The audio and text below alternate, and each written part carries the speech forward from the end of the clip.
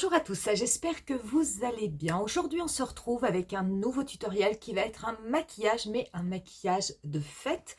Je vais vous faire une proposition cette année encore pour Noël et vous allez voir, cette année, on va être dans quelque chose en fait de très classique.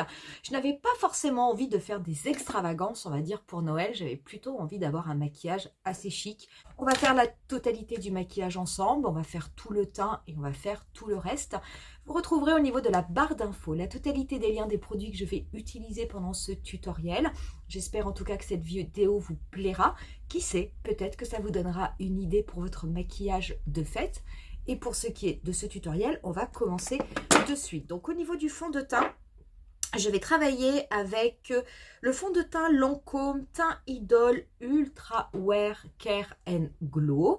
Vous allez voir dans ce maquillage, on va quand même utiliser des paillettes pour en mettre sur les yeux, sur les lèvres, sur les joues. Donc je vais quand même faire un teint qui va être relativement mat de façon à équilibrer, de façon à ce qu'il n'y ait pas trop de brillance. Et du coup, je vais travailler mon fond de teint au pinceau. Pour l'anti-cerne, je vais me servir de mon anti-cerne Born This Way. Je vais le travailler avec une éponge parce qu'il est quand même assez épais.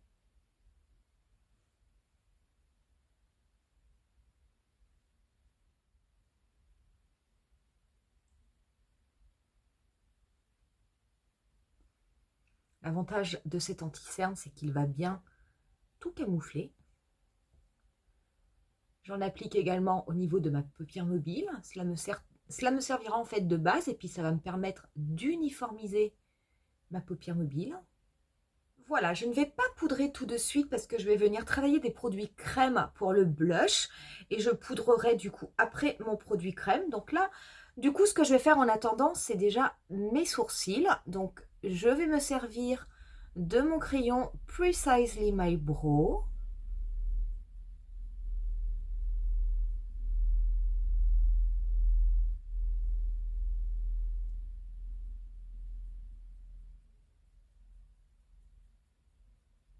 Voilà, et par-dessus, je vais appliquer la fameuse cire de Benefit, que j'aime beaucoup.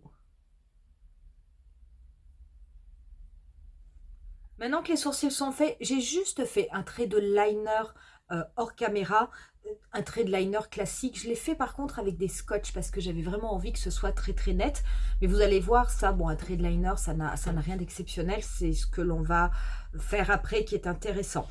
Avant de poudrer, on va commencer par le blush. Et le blush, du coup, je vais travailler avec les fameux blush crème de Sephora. Je vais travailler avec deux teintes, avec celle-ci et avec celle qui est un peu beige rosé. On va faire quelque chose qui va être très proche du Sun Kiss. Vous savez, ces blushs lorsqu'on les applique au niveau des joues et que l'on déborde un petit peu sur le nez, comme si on avait pris un petit coup de soleil. Donc du coup, je vais travailler quand même à l'éponge parce que ce sont des blushs qui se travaillent extrêmement bien et ce sont des blushs qui sont intenses. Pourquoi du coup on va poudrer après? Déjà, ça aidera à avoir encore une meilleure tenue, bien que ces blushs tiennent très bien tout au long de la journée. Mais surtout, si jamais j'ai la main un petit peu trop lourde, ça va permettre d'atténuer un petit peu le blush si jamais j'en ai un petit peu trop. Donc, je vais commencer par la teinte la plus foncée. Je vais tout travailler à l'éponge. C'est vrai que je vous conseille quand même de le faire à l'éponge pour commencer. Au pinceau, c'est pas toujours évident, surtout quand on ne poudre pas son visage. Je vais tout d'abord déposer la teinte la plus foncée, la plus intense.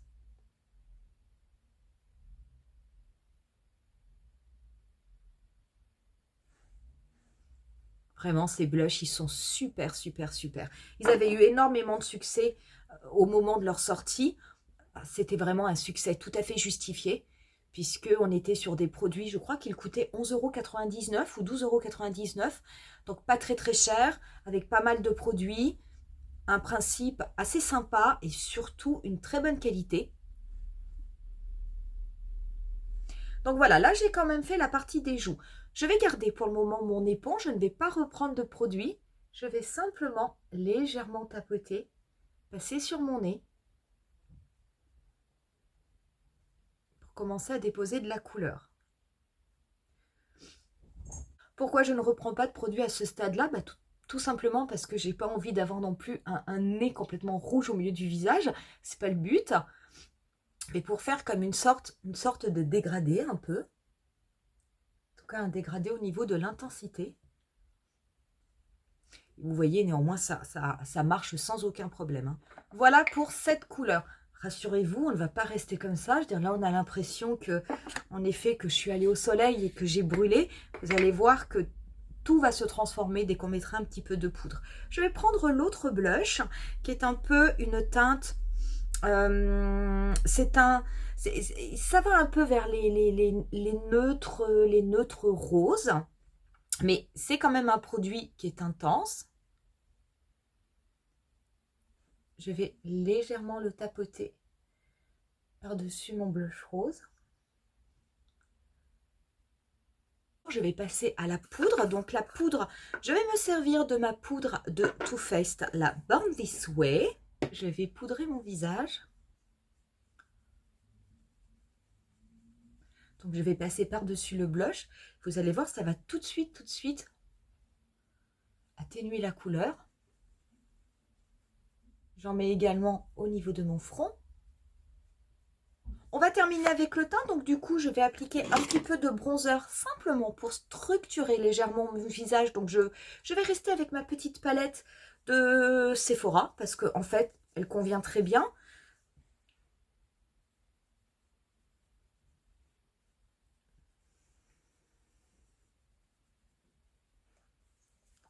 Je n'hésite pas à passer un tout petit peu de bronzer au niveau du front. Donc je prends très peu de produit et je balaye avec des petits mouvements circulaires. Ça va simplement être pour apporter un petit peu d'ombre.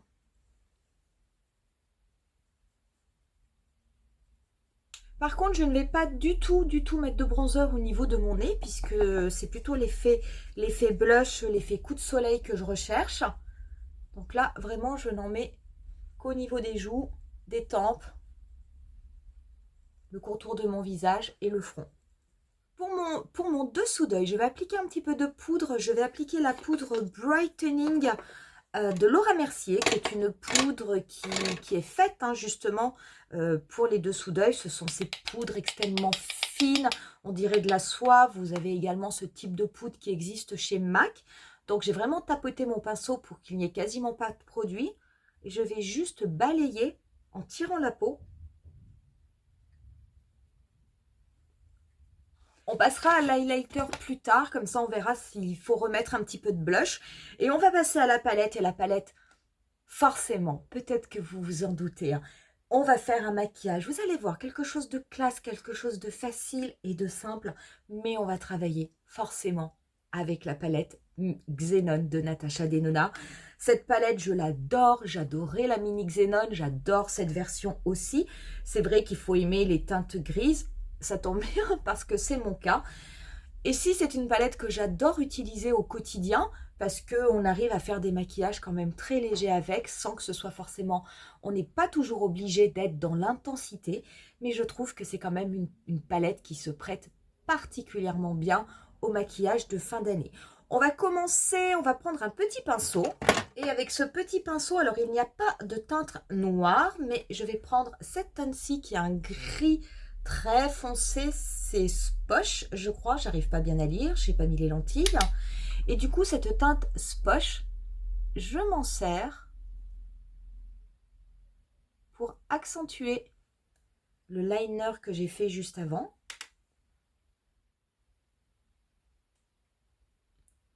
Et je fume un petit peu, j'en profite du coup pour fumer un petit peu mon trait de liner.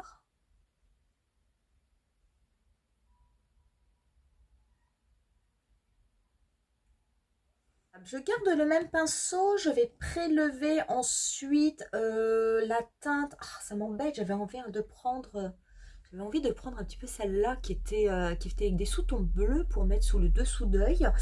Mais peut-être que ça n'ira pas. Donc je vais prendre la teinte Sinus. C'est dommage, j'aurais peut-être dû partir vers le bleu marine. Et cette teinte qui a effet Je vais la dégrader au niveau de mon ras de cils inférieur. Je vais la dégrader jusqu'à la moitié en affinant le trait au fur et à mesure. Je ne veux pas avoir quelque chose qui descende trop bas en fait. C'est vraiment juste intensifier le coin externe de mon ras de cils inférieur.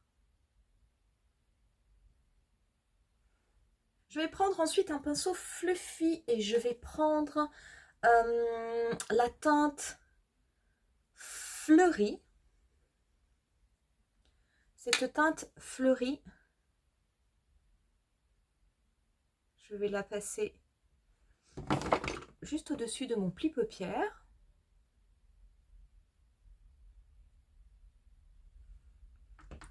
Alors, c'est vraiment une teinte qui est très très claire, mais elle marque quand même, en tout cas sur ma peau. Donc, je n'hésite pas à dégrader cette couleur de façon à faire comme si elle se connectait avec la pointe de mon liner. C'est vraiment une teinte de transition qui va apporter un petit peu de profondeur au maquillage sans forcément le rendre plus intense ou plus dramatique. Ça permettra de garder un maquillage léger, mais en tout cas un maquillage, on va dire, travaillé. Je vais prendre ensuite la teinte Snowball, qui est cette teinte qui a des sous-tons rosés. Je vais l'appliquer avec un pinceau ombreur. Alors c'est vrai que souvent les fards de Natasha Denona, enfin souvent, tout le temps, les fards à effet sont beaucoup plus intenses, beaucoup plus impactants quand on les travaille au doigt. Mais comme j'ai envie de garder un maquillage assez léger, ça ira très très bien au pinceau. Alors, cette teinte, elle est pleine de petites paillettes, c'est très bien parce que c'est ce que je cherchais pour ce maquillage. Alors, je ne l'avais jamais utilisée cette teinte, même dans les différents tutoriels qu'on a fait avec cette palette. Et elle est sublime, franchement, elle est sublime. Je ne sais pas si vous verrez, mais elle est pleine de petites paillettes bleues. Et pourtant, elle a une base rose, c'est très très beau. Donc, je vais dégrader avec mon pinceau cette teinte sur la totalité de ma paupière mobile. Et vous voyez que ça fonctionne très bien, ça reste léger, mais punaise, qu'est-ce qu'elle est jolie cette teinte.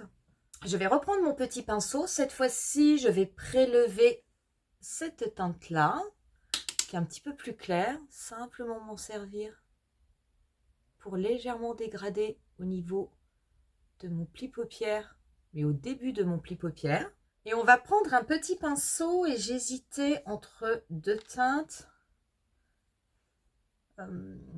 Les deux sont très très bien. Je sais pas, je vais essayer par une et puis si ça va pas, on en prendra une autre. Je vais commencer par la teinte Stellar.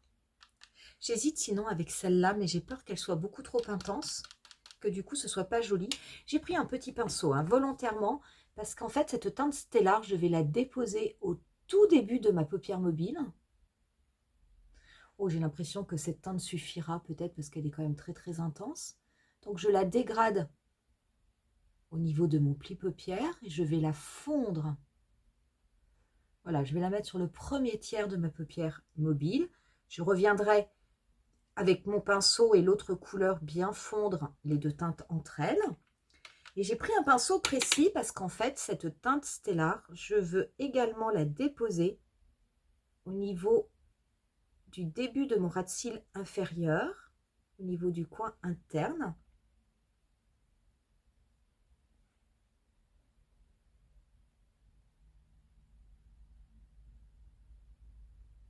Et faire ainsi la jonction avec la teinte gris anthracite qu'on avait mis. Je vais juste reprendre un petit peu de la teinte rose, simplement pour venir tapoter là où les deux couleurs se rejoignent, de façon à ce qu'il y ait un effet beaucoup plus fondu. Au niveau des yeux, on a quasiment terminé. Je vais appliquer un crayon dans ma muqueuse. Moi, je vais appliquer un crayon Sephora Collection qui est un gris anthracite. C'est les crayons 12 heures. Pareil, vous pouvez tout à fait appliquer un noir si vous préférez.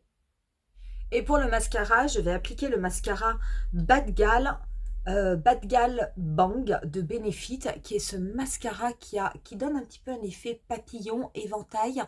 Et je trouve que c'est très bien parce que ça ouvre le regard. Et ça va accentuer en fait l'effet un petit peu œil de chat que l'on a déjà avec le liner. Voilà, du coup, une fois que l'on a mis le mascara, vous voyez les yeux, c'est fait, c'est classe, il n'y a rien à dire. On va passer à l'highlighter. L'highlighter, j'ai pris plusieurs produits parce que je ne savais pas trop quoi utiliser.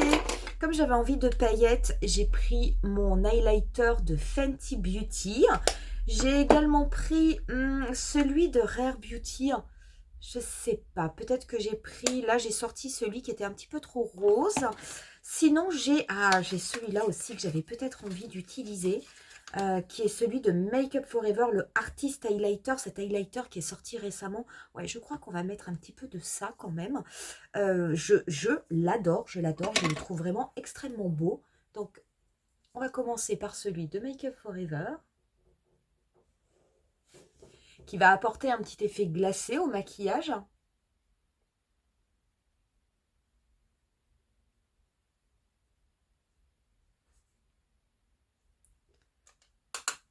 Je vais légèrement en mettre au-dessus de mon sourcil.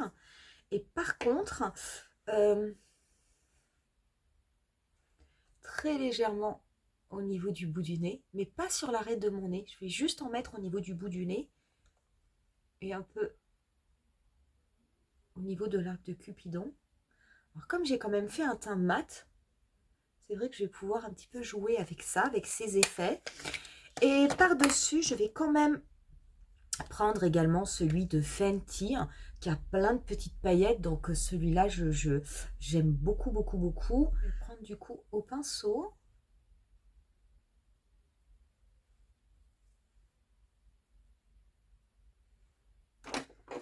Avec un tout petit pinceau, je vais en prélever un peu simplement pour en mettre légèrement sous mon sourcil. Voilà.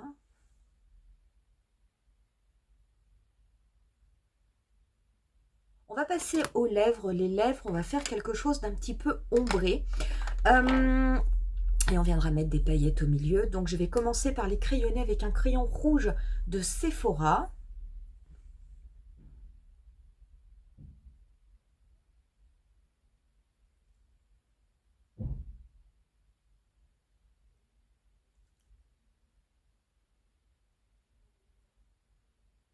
Voilà pour le contour des lèvres avec le crayon rouge. Je vais prendre un crayon noir simplement pour ombrer un peu plus les commissures des lèvres.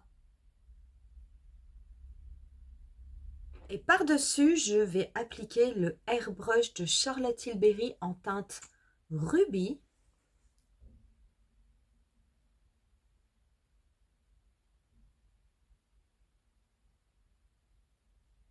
Je vais ensuite appliquer les paillettes. Donc vous pouvez prendre un gloss pailleté. Moi je vais prendre l'highlighter de Fenty.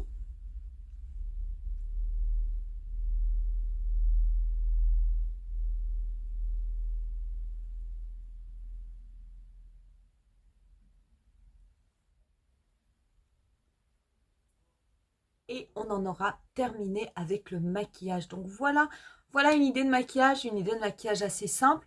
Comme je vous disais, pour Noël, je vais avoir une tenue qui va être toute pailletée. Donc j'avais envie d'avoir quand même quelque chose qui soit assez classique.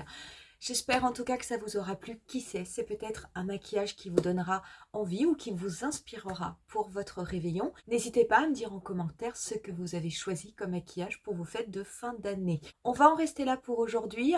Moi en tout cas, je voulais vous souhaiter à tous et à toutes de très bonnes fêtes de fin d'année et surtout un très très bon Noël. Vous verrez, il y aura des publications la semaine prochaine, donc juste après Noël. Il y a qu'aux alentours du 31. Je pense que le 31, il n'y aura peut-être pas de vidéo dimanche. Je vais prendre, on va dire, quelques jours de repos de YouTube pour arriver en début d'année, début janvier, avec plein d'idées et plein de nouvelles vidéos. Encore une fois, je vous souhaite un merveilleux Noël à tous et je vous dis rendez-vous à très bientôt pour une nouvelle vidéo.